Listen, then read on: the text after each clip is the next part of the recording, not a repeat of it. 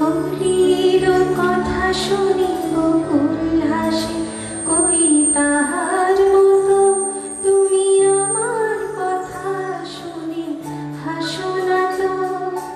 অলির কথা শুনি বকুল হাসে, কই তাহার মতো তুমি আমার কথা শুনি হাসো না তো।